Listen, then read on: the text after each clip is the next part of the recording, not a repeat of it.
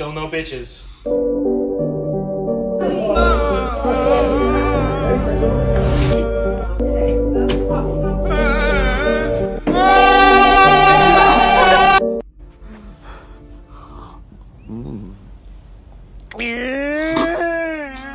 Adventure time! Come on, grab your friends. We'll go to